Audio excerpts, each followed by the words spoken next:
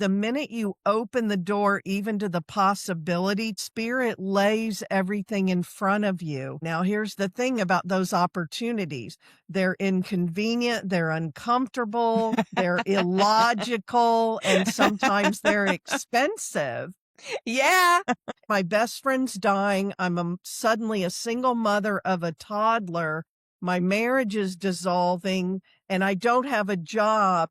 And yet the flow became so undeniable that it was better than the life I had been living. And so I trusted it. I just went in. I call it a trust fall into spirit's lap. I just surrendered and my whole life changed forever. Let me ask you a question, listener. Do you describe yourself as an intuitive coach? Do you do energy-based coaching or even hold space for your clients to heal? Well, if this is you, welcome. Welcome to Find Your Flow. Settle in for this incredible conversation with Dr. Michelle Barr. Michelle is on a mission to empower and encourage intuitive coaches and energy healers to evolve into spiritual leaders. And to get this done, she helps others as a spiritual business and life coach, a spiritual business expert, an author, speaker, teacher, intuitive, and a master healer in her own right. Michelle is the founder of the Psychic Arts Institute. Can't wait to dig into that.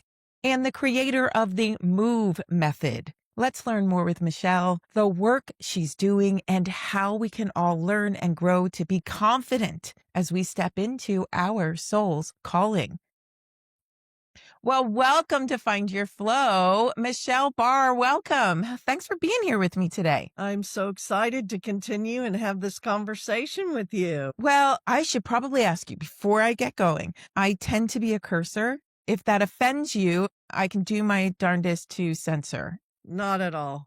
Okay, excellent. Because this is a loaded conversation that I feel like we're having. Like I said before we hit record here, it was about 3 years ago now that I had this feeling. I had a very successful in-person studio, and making huge impact, one-to-one impact. And I had this feeling of something isn't right.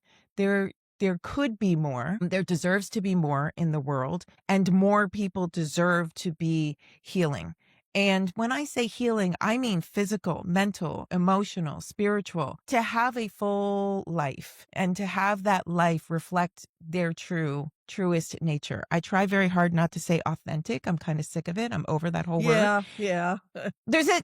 Michelle, there's a shit ton of words and I'm just over with. But in this past year, it's been all about giving a voice to people to see, number one, every guest. What does flow mean to you? When were you out of flow according to your definition of the word? And then how did you find your way back? And I structured this podcast in this way. This had nothing to do with me. Let's be very clear. This is all just, working through me. There's been this divine calling to normalize life, just to normalize who we are as spiritual beings in a human existence, that we are much bigger, that we are much deeper, that we are much more connected. And that brings me to, my series of questions. And the Substack article that you wrote that prompted my reaching out to you to find out more. And listeners, we'll get there. We will.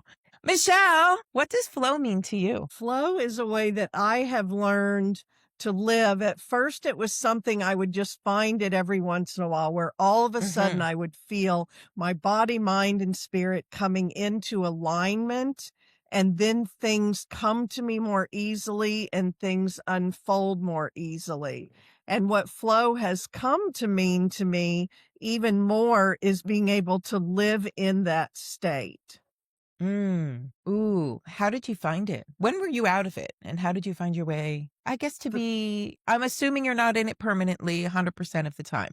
I don't think any of us are.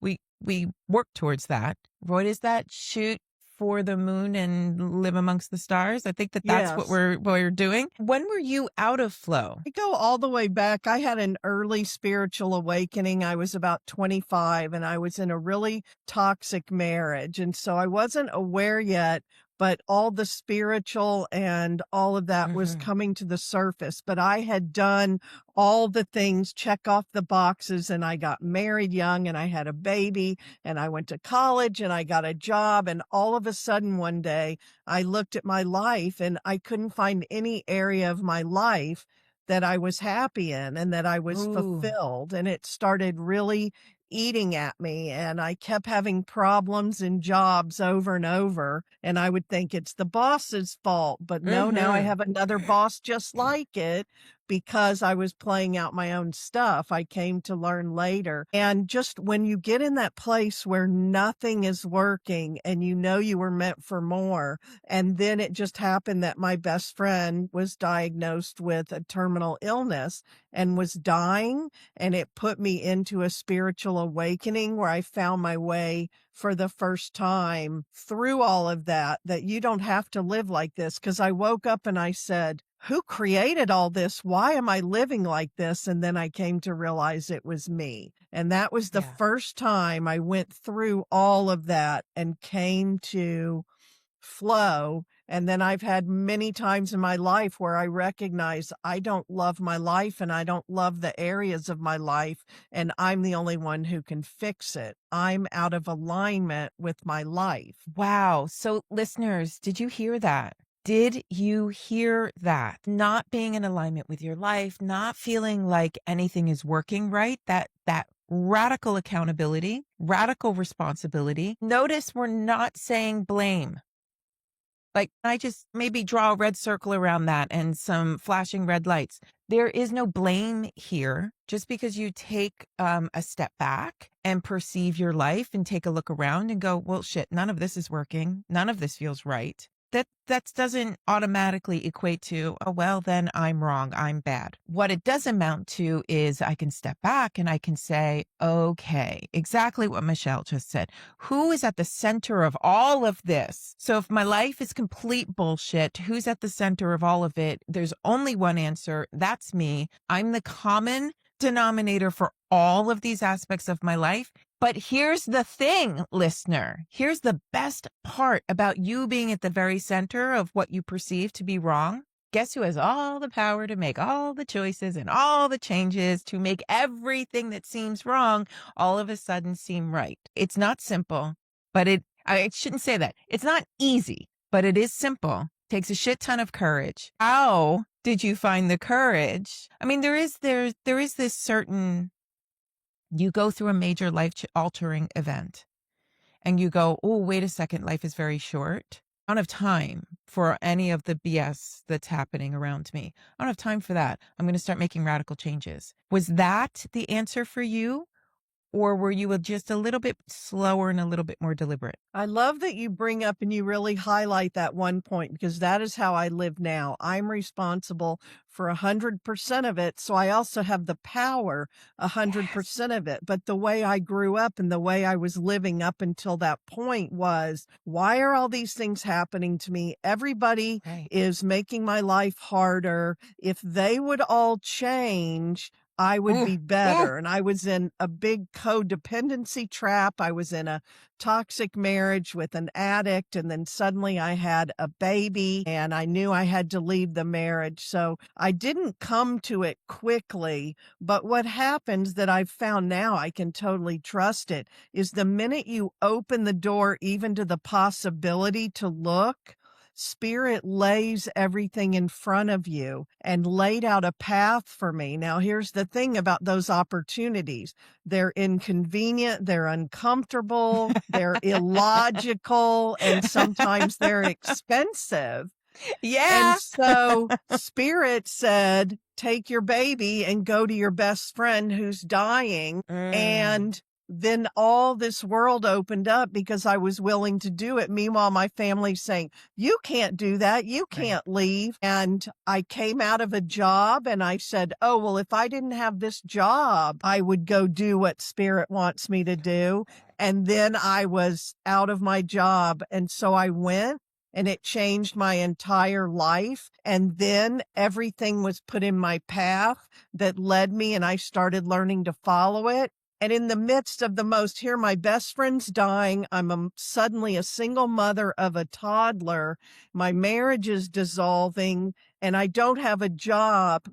And yet the flow became so undeniable that it was better than the life I had been living. And so I trusted it. I just went in. I call it a trust fall into spirit's lap. I just surrendered Ooh. and my whole life changed forever. Oh my God Almighty. So here is a common thread, listener. Here's a common thread. And I can say it because I've been there. I've done this. It is not for the faint of heart to No. do what you are meant to be doing. Two, I was in a period of my life 3 years ago with an extremely successful business, beautiful clientele, everything pointing, towards that category of successful life. And it wasn't even that I wasn't fulfilled. I was fulfilled.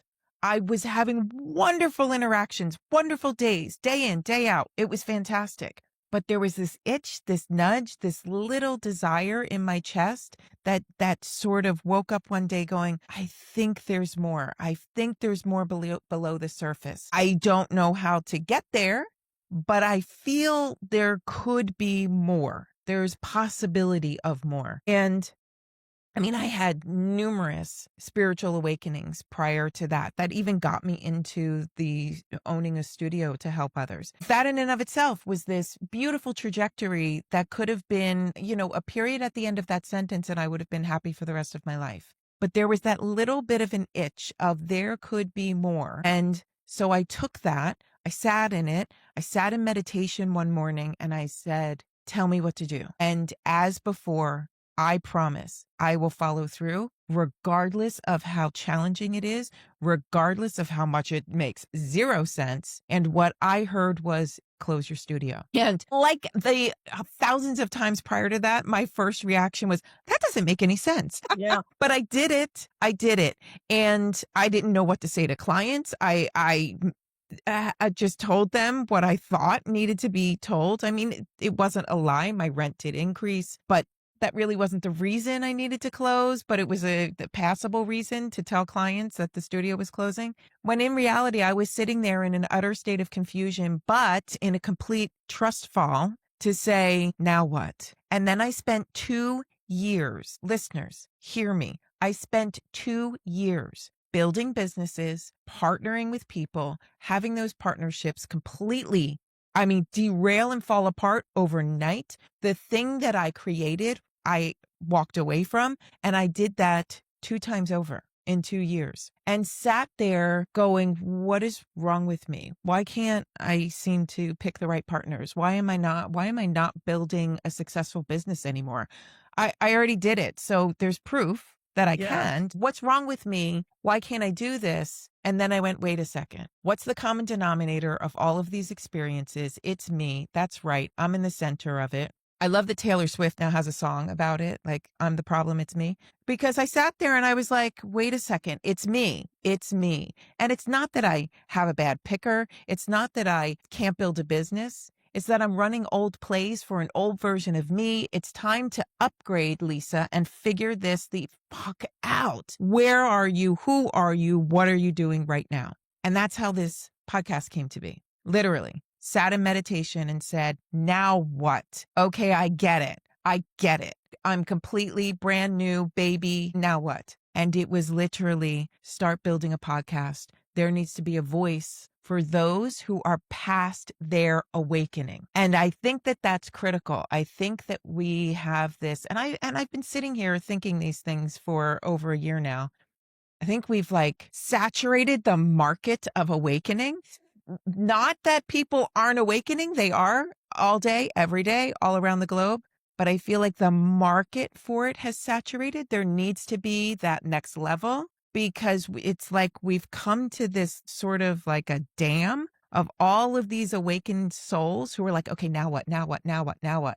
And they're spinning around in their own confusion. So, Michelle, this is like your entire life's calling. What is the now what? All of these, especially the spiritual workers out there, the light workers of the world who are trying to guide people around and around and around in this circle of awakening with the same language and the same exercises, the same courses. And I get it. You're going to hit somebody else's frequency. You're going to vibrate with whoever you're supposed to vibrate with.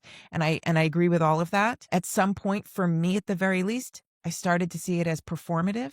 It started to ring hollow. And I started to go, come on, there's got to be more. Michelle, you are this sort of get in my boat. Let's get across the river Styx. I'm your guide. I'm your bridge. Let's get to the more. Tell us all about it. I love that because there's a couple things. One, you got an inspiration, an inspired idea, your podcast. So it's like, okay, I did what I was supposed to do. Now I have no idea what to do. And then an inspiration will always come in. And I'm all about taking inspired, aligned action, even when it doesn't make sense, because it leads you there. So I always do that. So you did that. And then this next thing you're talking about, this next level, I love how you just said it. Okay, people are awakening, but there's this huge gap now, which is what I was writing about and talking about between, okay, now I'm awakened. What do I do with it? And being all the way on the other side of it, answering your calling, leading a community, doing your work in the world. And it's that next level. And I wrote a book called Loving What's Next. What you want can be yours now. I recently wrote that book because I kept same as you.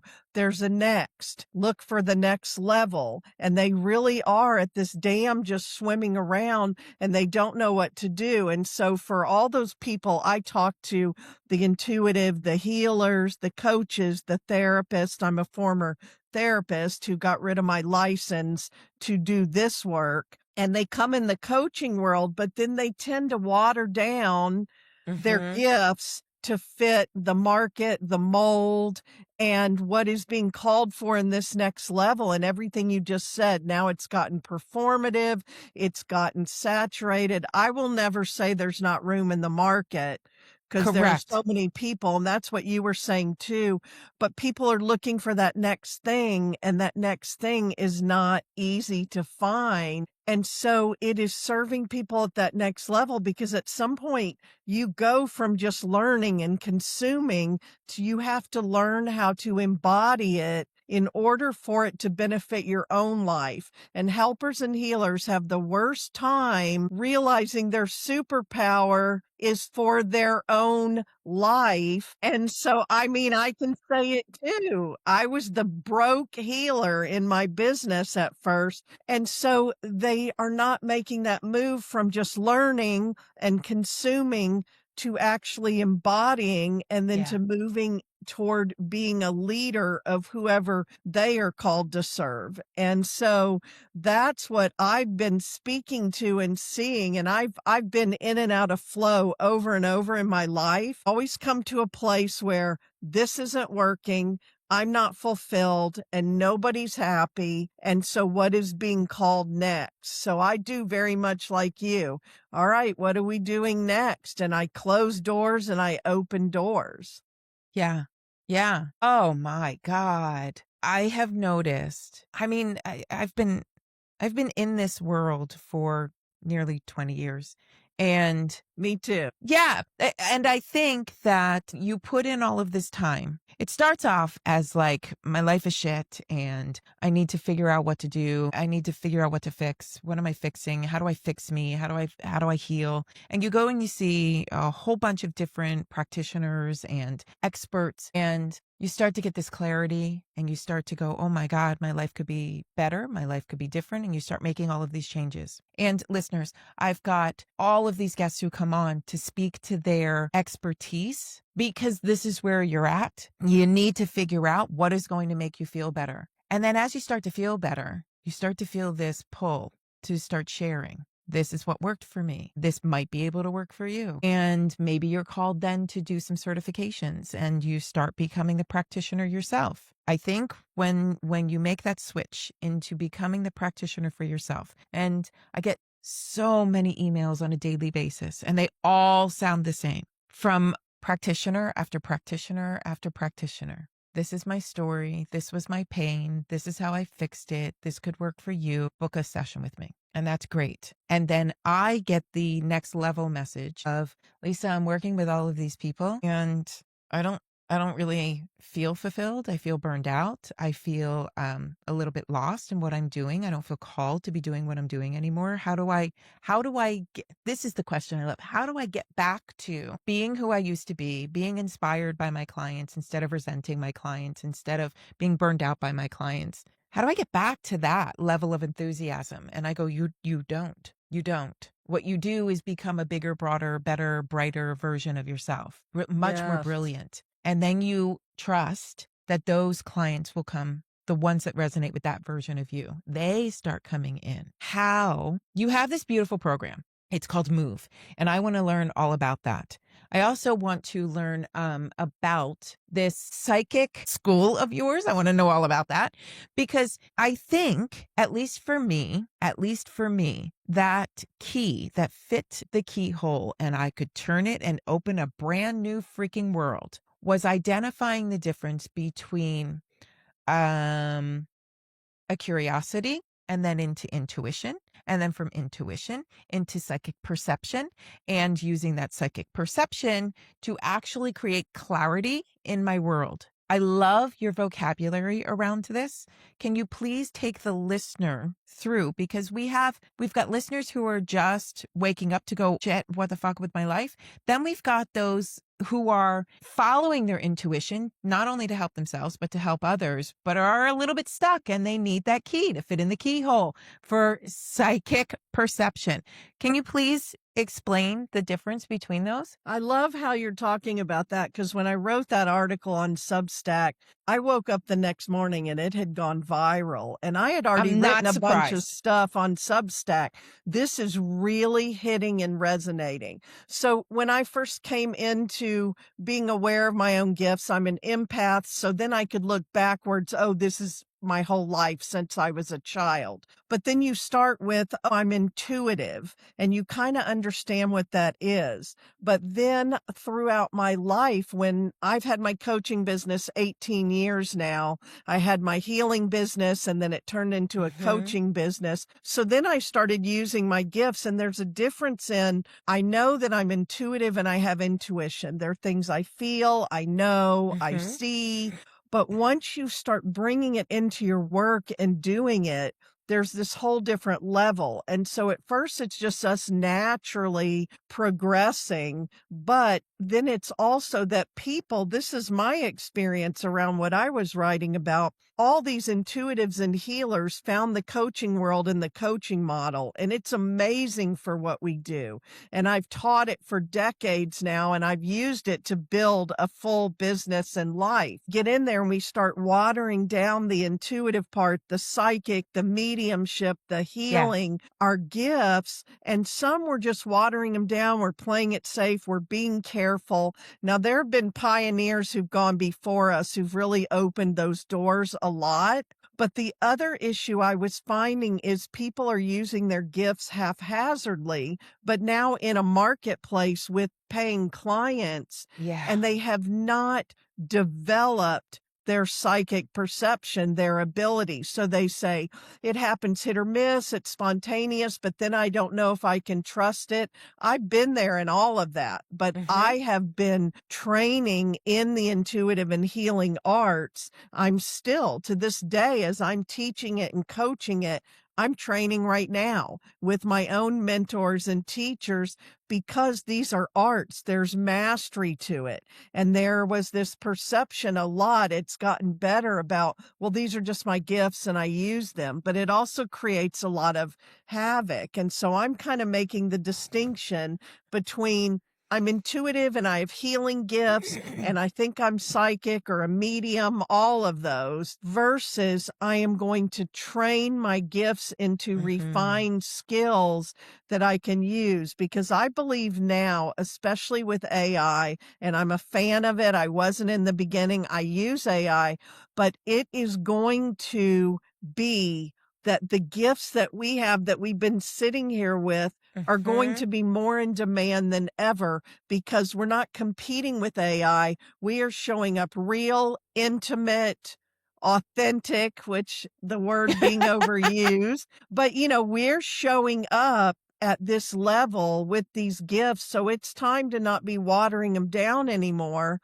but it's also developing them. It is just like any other gift or skill. And that's really what I'm passionate about. It's something I've done in my own life. And I've also played that game of, yeah, I'm intuitive. I'm this coach. And when I work with you, you get that, but I'm not really saying it, to full on working with my clients with all of my gifts. And so my next that I've been moving, I've had my spiritual coaching business and being a spiritual business coach. I've been a business coach for psychics, mediums, and healers for 15 years. And now where spirit is moving me is, okay, now the market is flooded with business coaches and strategies. And I know all of those still, but the gap that I am called to answer right now is this gap of mastering your gifts so you can use them in your work and you can claim them. So I say, claim your gifts, and then you are able to do your greatest work in the world. And you said similar. You said, I loved it. Your next is not to go back to that. It's no longer working because there's a bigger, brighter, better version of you, and you've agreed because the world needs it. And that's where I am. And when it opened up, I had been literally telling spirit, kind of swimming around here. I feel something shifting. So you got to give me a clear signal where the energy's going. And late at night, I could not sleep. And spirit said, write an article. And I said, I don't know what I'm writing. And it was 11 o'clock at night. Write this article and do not go to bed till it's published on Substack. And I wrote that article and I published it and I went to bed. And like I said, the next day, spirit was clear. All the energy was going there and it got more than I expected, but it validated what I had asked for. This is the message. Because the other thing that's being called for right now, you can't in 2026 just be like, I'm a spiritual coach, I'm a spiritual business coach. You have got to own your thing now, and you've really got to double down on it. So that's what I was doing. I mean, I've had my business forever, and it's now, what am I doing that's my unique thing? What am I carrying forward into this year? And that's what was unveiled. It's kind of like you said too, when you said, wait, I'm closing my office or I'm closing my center. All of a sudden it was like, oh, this is really what I'm doing. And I'm setting that down and I'm doing this. So it's interesting. I'm still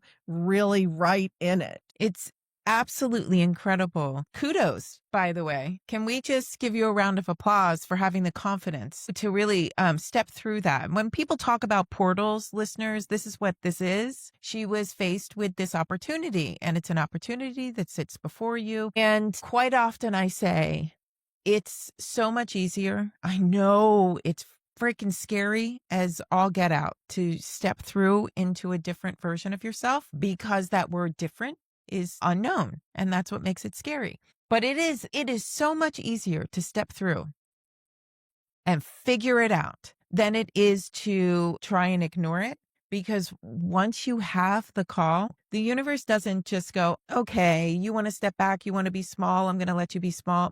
No, you would never have had the calling had you not already agreed before this incarnation that you were up for the challenge. So the universe says, yeah, no, you're not allowed to ignore this because you already agreed to it. You're not allowed to ignore your higher self. You're not allowed to ignore your better version, ever. And what you'll notice is that things start falling away. You start losing clients. Maybe your rent goes up. Maybe you lose your space. Maybe all of a sudden your website goes down. Like the most bizarre things. I had that happen. Website disappeared. Bizarre. All of a sudden you're like, wait, what? All of this that I put into it, it's just gone? Yeah, but there was you have another yourself to thank for website that. I was building that was this message, and my other website, which is my main website, disappeared. That's incredible. That is, see what I mean? Like, it's so much easier to not shackle yourself to an older version of you. Because when I say that the universe gives you a wake-up call, what I'm saying is universal source is giving you a wake-up call. You are a part of that universal source. You are universal source, which means you are giving you a wake-up call. And it's one that you agreed to answer before you incarnated as a human being. Yes. Once again, you are in the center of your world. That makes you so freaking empowered. You have what it takes. You just need 10 seconds of courage. You've heard me say it before. 10 seconds of courage to say yes. 10 seconds of courage to walk right through that portal and just go, okay, let's go. Let's just see. Childlike exploration. Let's just see what happens. What can we build? You can't go backwards, everybody. You can't. So you have to figure out your way forward, especially if your present kind of sucks. So that means you have to move, everybody.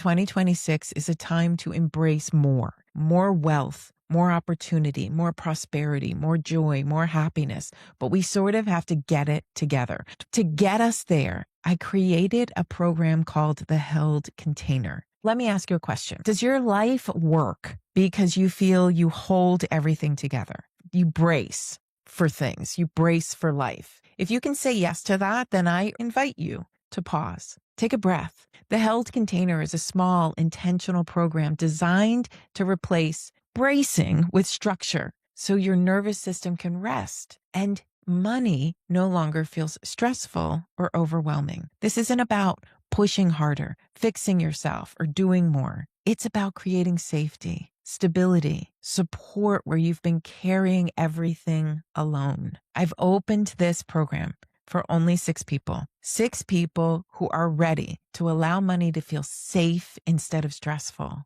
and to experience what it's like to be held by structure rather than pressure. I think we can all identify with that. So if this feels calm instead of exciting, it's not a coincidence. Your system is already responding to the Held Container. Apply now at nagarelife.com. I hope we get to work together.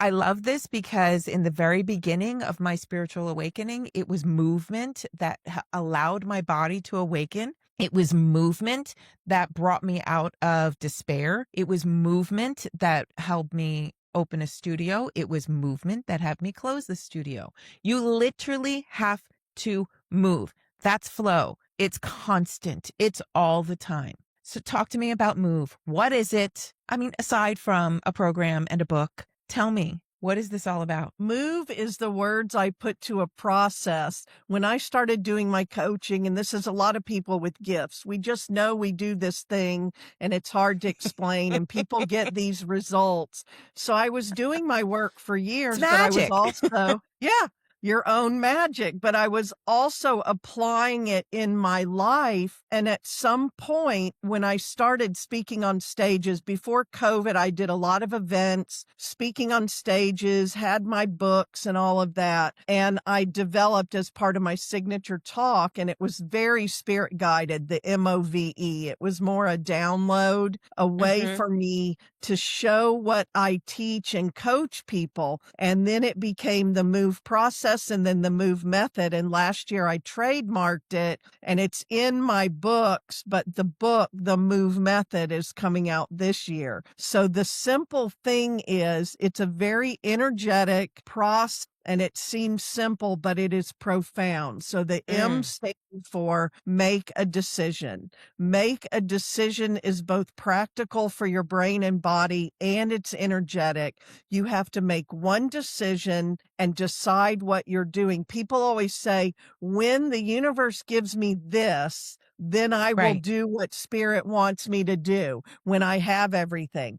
But it doesn't work that way. Spirit waits. You always have to go first. So you make a decision, one decision. Then the O is you own it 100%. This is where you get in your energetic stance because now you've made a decision. You're disrupting your patterns and you have to hold this energetic stance while everything around you pops in and out of Mm, alignment and reorganizes the whole field. So there's no second guessing, there's no self-doubting. You have to own it 100% and support yourself. This starts grounding it into our current reality. Then my tool, the V, is visualize it.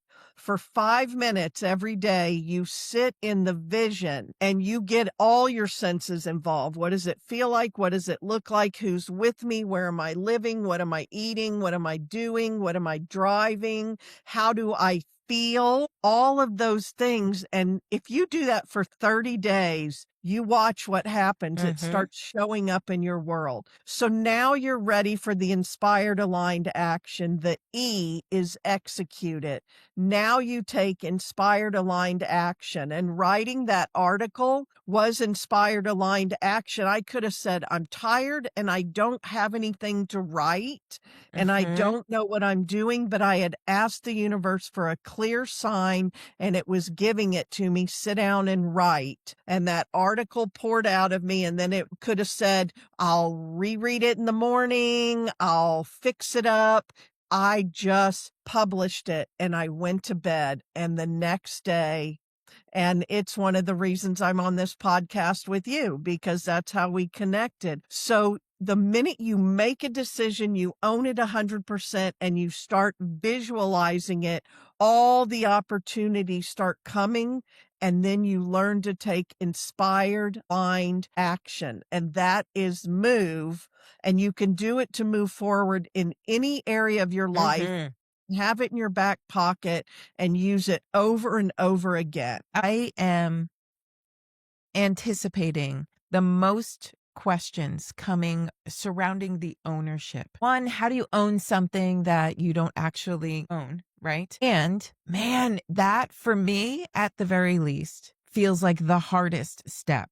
And I say that because listen, I make judgment calls. I'm an Aries, so it like takes me a nanosecond to make a decision and then go stand in it and go bring it. Like I will stand here through a storm. Doesn't matter. I'm not normal. I'm not the normal, right? I know that even as I stand in something that I completely own, there are so many people, and you went through it yourself, so many people that come at you and go, are you sure you're doing this right? Are you sure? Maybe you shouldn't be doing this. Maybe you should be doing something else. And da da da da da da da. It's been years since I had my studio. And literally less than a week ago, my sister and I were on the phone and she goes, oh man, do you think you'll ever open your studio again? My mother tells me every time I see her, God, you have such magical hands and the way that you help people heal. I'm like, I know all of what you're saying is true. I'm telling you right now, there's something different. I have to I show up in a love different way. I love that you say that because my business started as a local healing center. I thought that was my dream. I had a massage table. People laid on Hmm. the table and I did hands-on healing and I could have stayed there. And I started saying, what is wrong with me? Some people want this so bad and I Right. have a full practice of it. Yep. But if I had never stopped doing that, now, 18 years later, I have a global business with Yeah. clients all over the world, and I'm doing work that fits me now. So Yeah. I agree. And the owning it is holding that energetic stance. It is both the external. Are you sure you know what you're doing? Why are you doing that? That's not smart. The economy, a recession, R- there's All too of it. many Right. people. But it also was internal. I love when I got this thing from one of my coaches who just said, you cannot afford the luxury of a negative thought.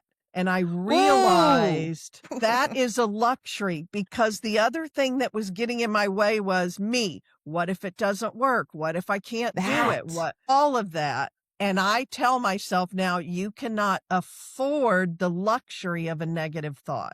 You have to Listeners, write train. that down. Yeah. Yeah, I probably should have put a caveat at the beginning of this. Get a paper, get a pen, write that down. So if you're listening, hit pause, go write that down. You don't have the luxury of a negative thought. That's a luxury. Stop It it. is. It becomes a pattern and a habit, and we get Yes. addicted to it. It does create dopamine in the brain. They know that now. And so you cannot allow yourself. So then I would learn, as in what I'm gaining and what I'm losing. I can sit here and allow myself the luxury of this, but I'm going to pay a big price for it. Amen. Or how about you invest in the luxury of other things? How about you invest in the luxury Yes. of a positive thought? Because here's the neurology behind all of that, listeners, and you know that I'm a science nerd. If you can think a negative thought, and that can blossom into a belief system, and that belief system becomes a pattern of behavior, and that pattern of behavior winds up creating a life that doesn't suit you in any way. Can't we do the opposite? Can't we? Of course we can. Think a positive thought. Have that positive thought be the little seedling that grows and blossoms into a life that fulfills you, that makes you feel strong and capable and joyful, brave, powerful. Of course you can. Of course you can. Own it. Move. Oh, Michelle, I love that. I absolutely love it. When does your book come out? And where can everybody find it? All my books are on Amazon, and this book will come out in the next few months. What I did was I was on somebody else's network, and I did a 12 series show called The Move Show, which now I have it up on my website and on YouTube. And then the book is the next piece of that. So the material is all there. I just have to put it all together and get it out the door. I love that. Just. All right. So you have it on your YouTube channel, and listeners, scroll down. Their link is going to be down in the show notes so that you can actually get started on all of this. Make your choice. Make your decision. Go own it, for Pete's sake. V, what was V? V, visualize it. That's the visioning tool. It. Yeah. What do you want? This is where you get to close your eyes, build that dream life of yours. Oh my God. And then go take inspired action. Because here's the thing, neurologically, once you can envision something and you can see it very clearly. I love that you said use all of your senses. Smell it. What the hell does victory smell like to you?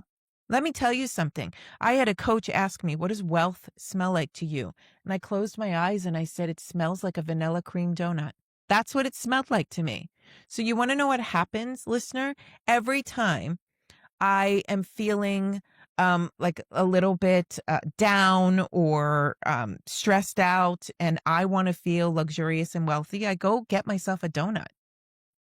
And all of a sudden, boom, one bite, because I can't eat a whole lot of it. It hurts my teeth. But one bite, and all of a sudden my vibration comes back up.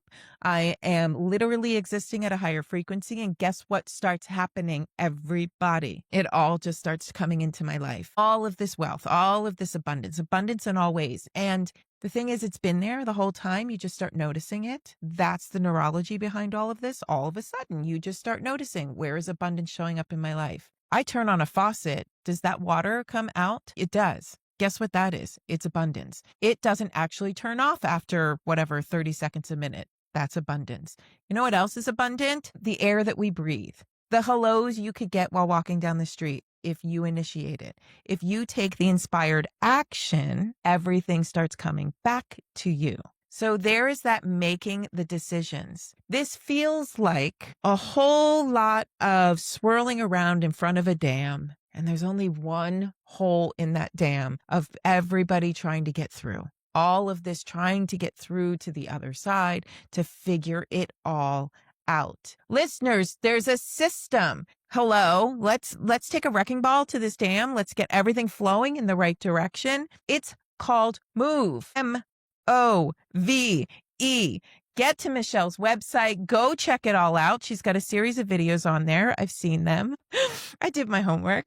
Good. Yes, I've seen them. I am inspired by everything that you do. I absolutely love it. You brought up a great point, and that is that we are responsible for our vibration. And so that for me is, how do I tell people how to do it? And that's how I created Move, so it could be a formula for them. But you and I are both saying we are 100% responsible for our vibration. You can allow yourself the luxury of a negative thought or not. You can start putting positive thoughts in. You can anchor in what does wealth feel like, smell like, taste like, all of those things, abundance, a good life, and you are responsible for it, Oh my God, I which love is that. your power. But at first we feel like, but then we have to say that we created it all, but that means you can change it. I am my problem and I am my solution. Write that down, listener. Constantly teaching. Write it down, tattoo it to the inside of your forehead so that you can see it all the time. All the time. Switching gears, because I want to ask this really quick. Tell me, what is the Psychic Art Institute? The Psychic Art Institute is, I have for a long time been wanting to build an institute for the intuitive and healing arts, because I know that training and gaining mastery in that has helped me in my work and my life so much. So I am building this. I have trained psychic mediums and healers for almost 2 decades, but just in different ways, in courses and certifications and all these ways. And what makes this different is this is not just, okay, come in and take a psychic development class and learn how to be more psychic or your abilities. This is really the mastery that's built in, of the mastery of your gifts, your personal and spiritual growth and development, and the building of it, because I bring all the pieces that I've done, the building of it and the mastery of it all together. And so it is going to be very specifically for people who want to master their gifts, embody. A lot of them have businesses where they're using their gifts. And then also they're the people that are being called into spiritual leadership to lead a community, whatever that means to you, big or small, but you're feeling called to grow yourself. And to me, that was one of the things in the article. Some people, I got haters, so I know I was polarizing. Wow. And it worked. And I understand in the current climate and all the things going on that there were some spiritual leaders that were outed in all the political stuff. And that's not what I'm talking about, the guru style. It is that I live It's my what's changing, everyone. Yes. I live my spiritual journey. I've decided to do that through entrepreneurship. I go first, I walk through fires, I turn around, and I share with other people. So I'm always growing and evolving. And that's why I'm ready now for the Psychic Arts Institute, because I'm at a place where I can turn around now and help people get to where I am, but I'm going to keep growing and evolving. So I mean, spiritual leadership, there are people that are always going to seek out teachers, mentors, coaches, and they're going to pay for them. And so some of the world doesn't like that, but I'm always paying for my coaches, mentors, teachers, and it has made my life much better and my business. So that's what I'm talking about with spiritual leadership. And there are people who are called, just like you too, to get our work out in the world and gather a community and serve them. And so this is much more that than just come learn psychic abilities on a weekend. Love the distinction. Number one, I think we're going through an evolution.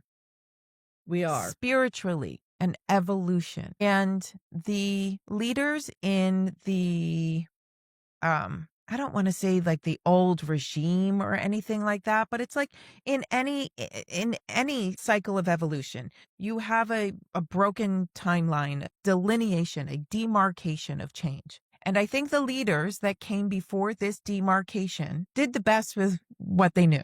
I'm going to be really generous. And there were a lot of pioneers and they had to bust down a lot of walls. Yeah. Absolutely. And Did they do everything 100% in an altruistic nature? No. Did anything in this last several centuries happen in a purely altruistic way? No. This new, and that's what I mean by there is a dam and we are a pinhole through it to get to this next time period of evolution in our spiritual evolution. And this requires new leadership. It does. And in order to have new leadership, you have to identify old leadership, what didn't work, and how about we not bring that forward? Now, in this new time of evolution, I think while it's the wild, wild west, it can also be this beautiful, we get to build it, we get to make it, create it, instead of sort of respond to everything that's coming at us. We get to actually work with all of what came before us and create something new, a brand spanking new experience that's at a higher vibration. It just is. So your there's level. A divine. Well, I'm sorry. Go ahead. No, please. There is a divine intelligence, because what you're saying, what I'm also impressed upon is that it's not haphazard. You, me, and others, we are being called to this. Yeah. There is a divine intelligence behind it. Yes. And we can trust that. And I'm seeing it.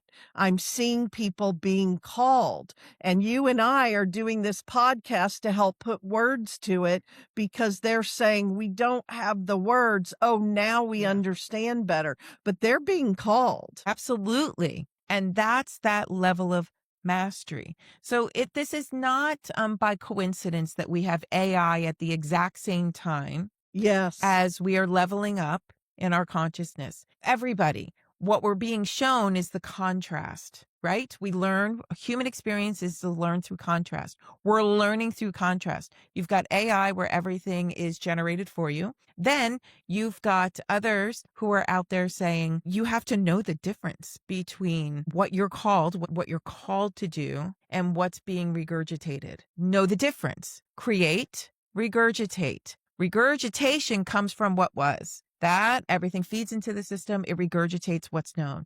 That's an awesome learning tool. I use it. I love it. You can learn from that. And then you go, now what? Thank you very much for filling in the blanks. Now what? Now what gets created?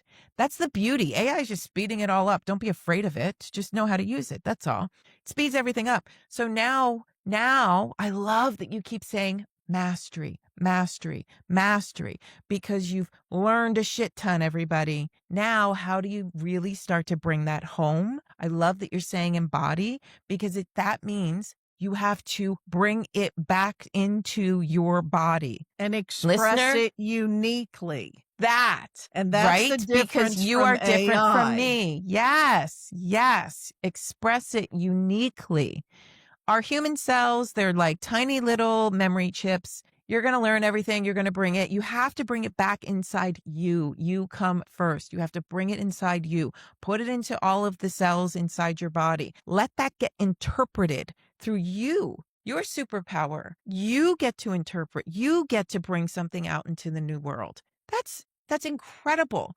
But it really does start with us owning it, embodying it. I was having this conversation with my daughter yesterday, and I can't even remember the details of it. We were just chit-chatting about, all of a sudden we felt this shift in the energies, and I said, what do you make of all of this? And she said, well, honestly, Mom, you don't seem like you're here. Where are you? And I said, I'll be honest with you. I had a visitation last night where it was very different from visitations that I've experienced previously. I knew full well I was on the other side of the veil. I knew full well that I was watching my uncle and my cousin, who have both passed over, cheering on my cousin who is still alive. And I went, she has no idea that they're walking with her. She has no idea that they're cheering for her. And then I thought, well, this is very uncomfortable. I'm like a voyeur and I wasn't invited here. How did I get to the other side of the veil?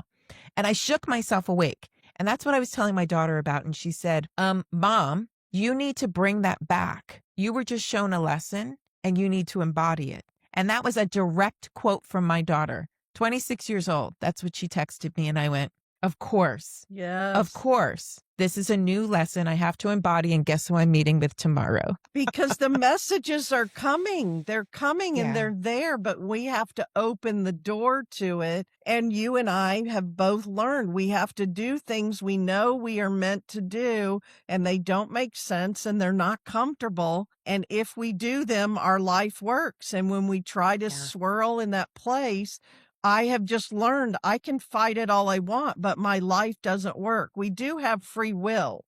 Of But we course. also need to be in flow and alignment for our life to work. And so now I fully live it because when I do, I'm taken care of and I have everything I need and my life works. Yeah. And it's just easier, everyone. I mean, truly. It Do becomes easier once you It get really over the does. hump It of, oh does. my gosh, what am I being asked to do? This is uncomfortable, illogical, expensive, all of All of those that. things, inconvenient, but then it gets easy. Yeah. Yeah, absolutely. It's like treading water in a whirlpool. Just stop. Just aren't you tired? Aren't you exhausted? Just stop and let the water take you to where it's going to need to take you. Take a big gulp of air because it's going to pull you under and it's going to whisk you away. That's the hard part, everybody. But guess what? You get through it. You get through it and then you wind up flowing and floating down your own journey of discovery and becoming. You know, it's simple. It ain't easy, but it is simple. And that's why we're here. That's why we have this podcast. It's why I invite amazing guests on this show. Number one, normalize what it is that you're going through. Number two, figure out a way to do it differently. Number three, give you the courage to take inspired action, create change in your own life. And we have a beautiful woman here who can help you through all of that. Michelle Barr, thank you so much for being here with me today. This is a wonderful episode. Listeners, scroll down. All of her links are at the bottom of the notes. Michelle, I'm going to give you the last word. What would you like to share with listeners? I want people to understand that you have a desire and tap back into your desire and learn to trust your desires. That's where I start with everyone and where I go back to myself because it is universal law. Wherever there is a desire, a way has already been made. And I also know there is always a way forward from wherever you stand now. Well, there you have it. Listeners, I told you to take notes. I mean, I told you a little late in the episode, but write all of that down. Rewind, press play, write it down, rewind, listen to it again. If it weren't possible, you wouldn't desire it. And desire is not a bad thing. It's not. They're your breadcrumbs to your best life. Yes. Be well. Be well. Thank you so much for being here. Stay tuned for more wonderful episodes on Find Your Flow. Okay, that's it, listener. Before you go, please like this video, subscribe to the channel, and set your notifications to never miss an episode. If you'd like even more with me, come on over to nagarelife.com. And if you enjoyed this episode as much as I did, go on and share it. Share it with somebody that you think would enjoy it as well. All right. I'll see you next time.